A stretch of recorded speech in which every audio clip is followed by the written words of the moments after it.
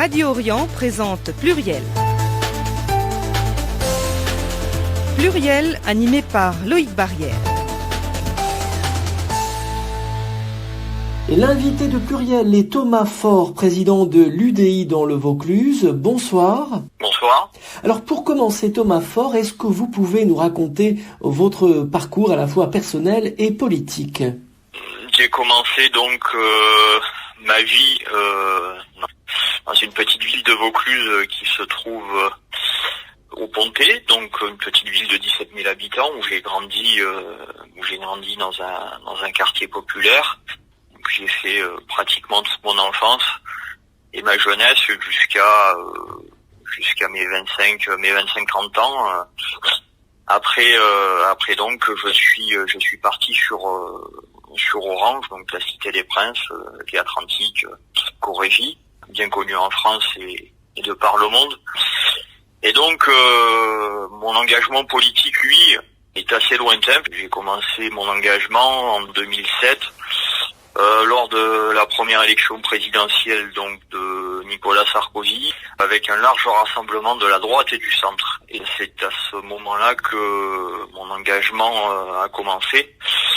Et ça ne m'a plus quitté. Voilà. Donc j'ai continué, toujours en étant donc sans étiquette, jusqu'à arriver au moment où l'UDI a été créé en 2012. J'ai pris ma carte donc à l'UDI, puisque de sensibilité centriste et humaniste, je me suis retrouvé parfaitement dans les valeurs de cette famille politique à laquelle j'appartiens et que j'ai pas l'intention de quitter. Alors, nous sommes à 118 jours de l'élection présidentielle. Quels sont pour vous les enjeux de cette élection 5 ans après la victoire d'Emmanuel Macron ? Maintenant, il est temps de prendre, on va dire, un nouveau chemin pour notre pays. 5 ans de présidence Macron avec la montée des gilets jaunes. On a eu aussi beaucoup la montée des extrêmes, de quelque sorte que ce soit de l'extrême gauche à l'extrême droite. On a eu aussi, et là on l'a bien vu, la crise Covid qui nous a frappé de plein fouet, et on a remarqué, toutes et tous, tant qu'avant tout citoyens français, et on a vécu chaque jour la crise sanitaire, on a vécu que en fait, cette crise a été gérée d'une manière vraiment extrêmement bancale.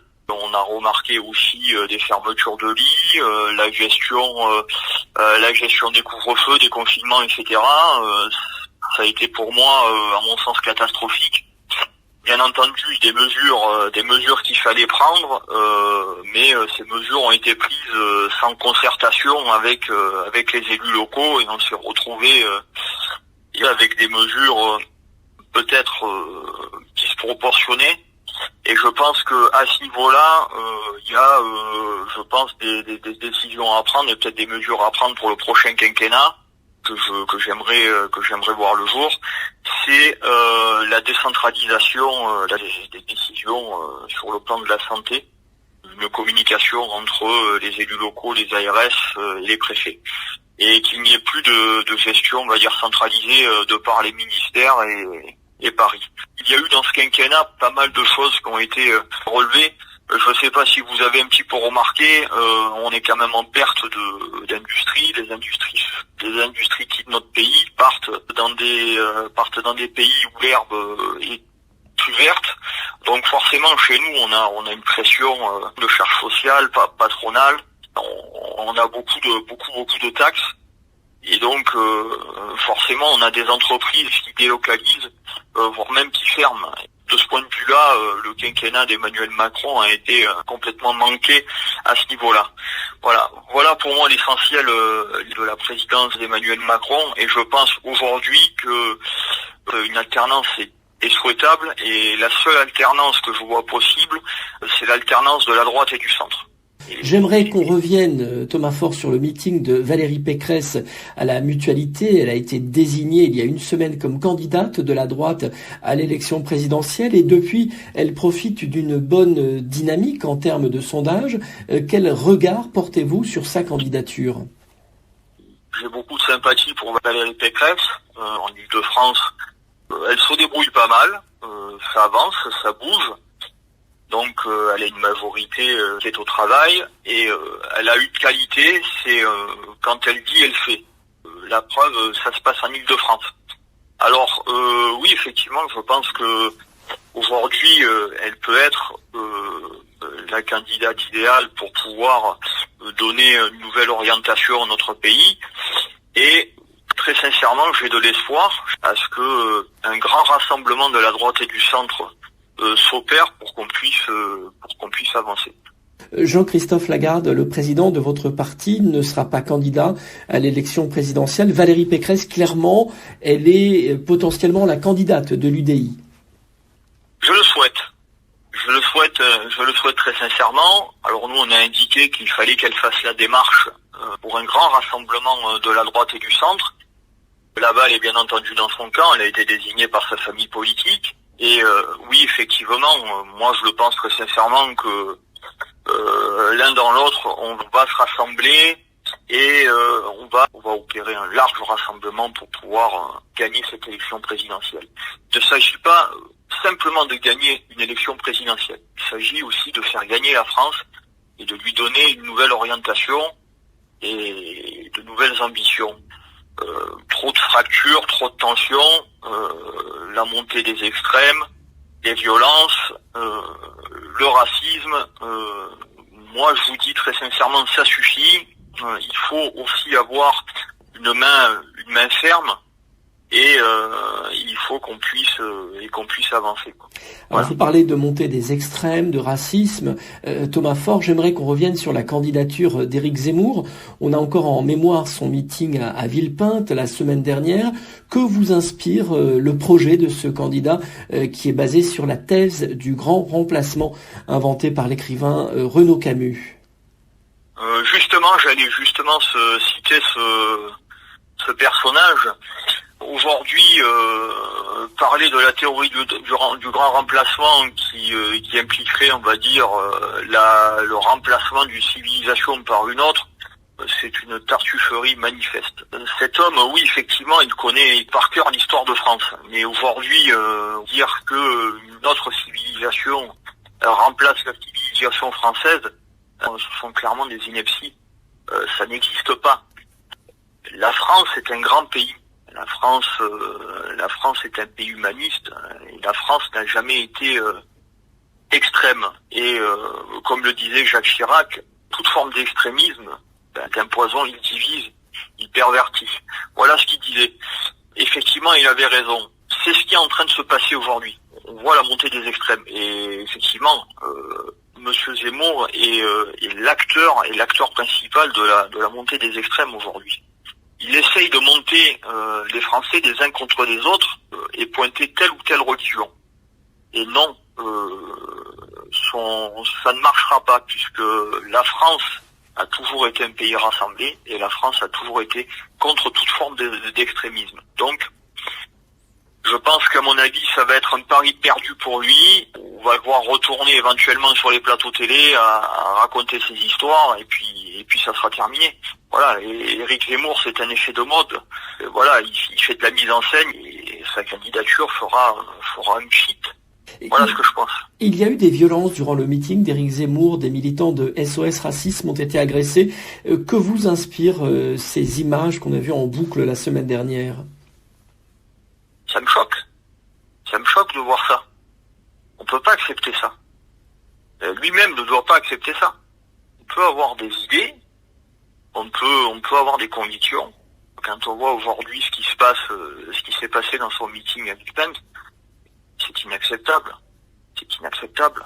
Et là, on voit vraiment la montée d'une forme d'extrémisme. C'est grave ce qui se passe. C'est grave. On peut pas accepter ça. Et lui-même doit le condamner.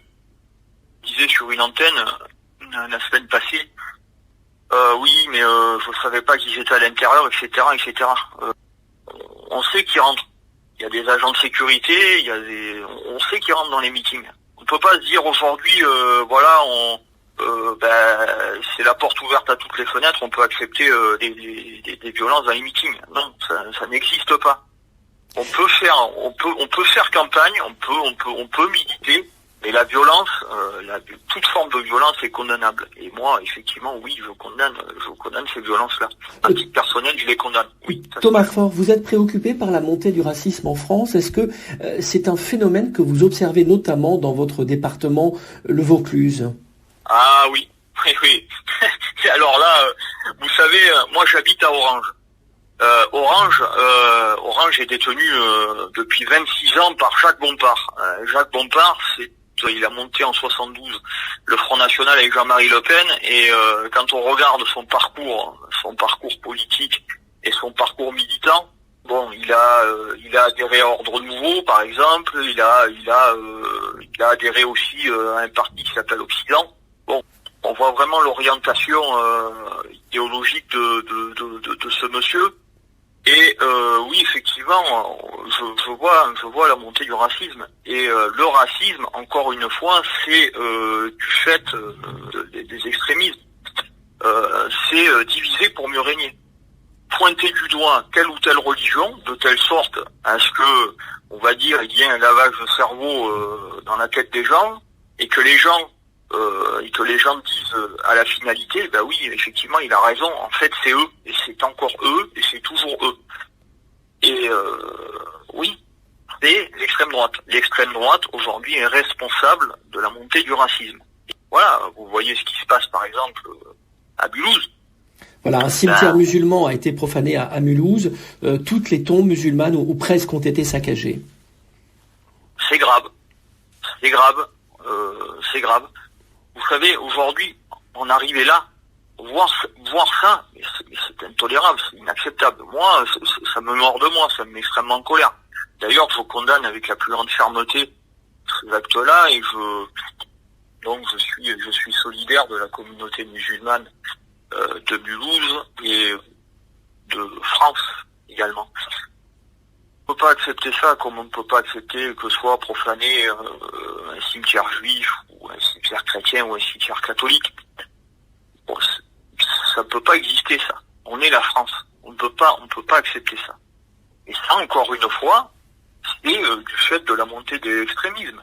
Ce sont ces gens-là qui, on va dire, qui essayent de faire passer leurs idées extrêmes de part des meetings à travers la France, en essayant de dire la gauche c'est pas bien, le centre c'est pas bien, la droite c'est pas bien. On est un pays humaniste, on est la République française. Jamais on pourra tolérer aujourd'hui que toute forme d'extrémisme monte en France. Et moi, en tant qu'humaniste, en tant que républicain, je combattrai toute forme d'extrémisme, matin, midi et soir. Et je continuerai à le faire, parce que j'ai grandi dans un quartier populaire, et en ce qui concerne un petit peu le Moyen-Orient, et peut-être éventuellement l'Algérie, moi j'ai un grand-père qui était harki, qui a combattu pour la France, la guerre d'Algérie en 62. Bon, l'Algérie c'est un grand pays. C'est un grand pays. Et il faut arrêter tout ça. Ça suffit. Il faut arrêter tout ça en pointant du doigt telle ou telle religion. Il faut que le vivre ensemble perdure. C'est une richesse, le vivre ensemble. Thomas Faure, le gouvernement a décidé l'ouverture des archives de la guerre d'Algérie avec 15 ans d'avance. La guerre d'Algérie, c'est un sujet de division aujourd'hui en France. Certains parlent de repentance et la dénoncent. D'autres estiment qu'il y a un devoir de mémoire nécessaire et que l'on doit regarder l'histoire de France en face, même quand elle n'a pas été glorieuse. Qu'en pensez-vous, vous qui vivez dans un département où vivent notamment de nombreux pieds noirs? Je pense qu'il est nécessaire, à un moment donné, de regarder la vérité en face. Voilà. Ça fait partie de l'histoire. Moi, à titre personnel, je pense que Roselyne Bachelot a bien fait d'annoncer cette décision. On a besoin aussi d'avoir des relations diplomatiques apaisées entre la France et l'Algérie. C'est une nécessité. Et voilà, il faut pas que ça dure. Il faut qu'on arrive à avoir des relations, on va dire, tranquilles entre la France et l'Algérie. On peut arriver à faire de belles choses ensemble. L'Algérie est un grand pays, la France est un grand pays. pense qu'ensemble on peut arriver à avoir de grands projets. Mais c'est vrai que c'est pas simple. C'est pas simple parce que on a une histoire, parce qu'il est toujours difficile d'ouvrir, on va dire, des choses qui sont des parts de l'histoire qui sont un peu délicates, mais à un moment donné, je pense qu'il faut arriver à crever l'abcès et puis qu'on arrive à retrouver une certaine sérénité, une certaine harmonie entre nos deux pays. Et j'ai bon espoir. Ça pourra arriver et ça arrivera, je pense. Il faut que ça soit fait intelligemment. Et c'est vrai qu'à titre personnel, oui, je suis favorable à cette démarche.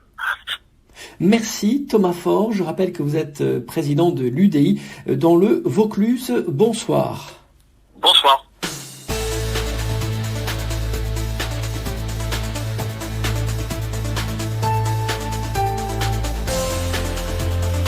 C'était Pluriel, une émission hebdomadaire présentée par Loïc Barrière.